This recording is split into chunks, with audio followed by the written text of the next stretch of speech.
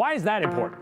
Because maybe you've moved, maybe you've died, or maybe you haven't voted in a while, like in the last 4 years. If that's the case, you've likely been purged from the polls in Idaho. It's something that happens every 2 years or so, usually after an election, to see who shows up and who doesn't. And if you haven't done anything, like voted in a 4-year span, well, you get kicked out. You have to re-register. That explains why in Idaho we've gone from 1 million registered voters back in June, just after the May primary, to just over 992,000 registered voters at the beginning of this month. But maybe you've noticed some other numbers pointing to an increase of registered voters in Idaho lately, specifically when it comes to women voters, after the Dobbs decision by the Supreme Court. A few weeks ago, TargetSmart, a Democratic political data analysis services firm, which is run by Tom Bonnier, they released this graph that got a lot of attention. And it showed Idaho 5 spots behind Kansas when it comes to how many women registered to vote after the Supreme Court decision on June 24th. The gap between the number of women and the number of men who registered to vote, they showed was about 24% in Kansas. You can see that's the big tall line there on the left, where in August they voted to keep abortion rights legal in this state. Before the Dobbs decision, it was a 3% gap between men and women. After the Dobbs decision, that data showed there was a 70% jump in women registering to vote in Kansas up until their election in August. In Idaho, which didn't have an election after May, apparently saw nearly 60% of registered voters between June and mid-August. 60% of them were women, so nearly 20 points higher than men. In fact, for all of 2022, according to TargetSmart, women out-registered men in Idaho 53% to 47%. How do they know this?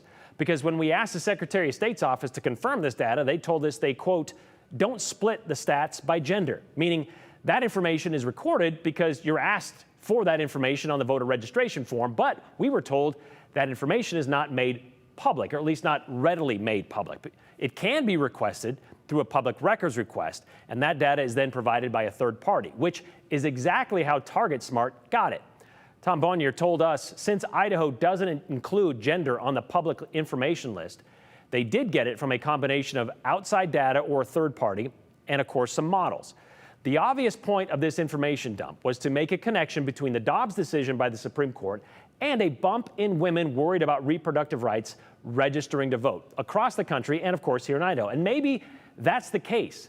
But TargetSmart also included this graph in their data that shows when the Dobbs decision was leaked and when the Dobbs decision was made official. Those are the 2 lines going straight up and down there. More women registered to vote than men during that time period, especially after the leak across the country. But that leak happened in early May, right about the time we here in Idaho were gearing up for an unprecedented GOP primary. So, of course, we saw a spike in new voter registrations. A lot of people were either new to the state or they were jumping in to take part in the Republican primary.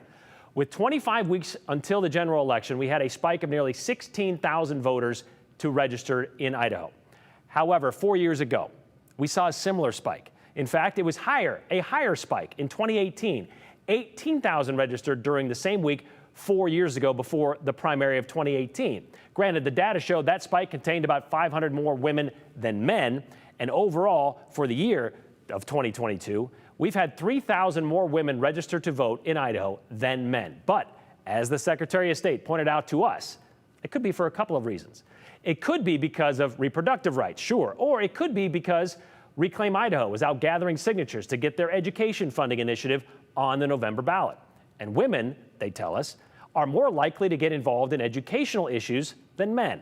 So I guess this could be a case of correlation versus causation without a direct connection or explanation as to why we're seeing more women registered to vote in Idaho than men. Yet, 68% of our state legislature, despite more women registered to vote in Idaho, 68% of our state legislature and 8 of our 11 statewide elected officials are men.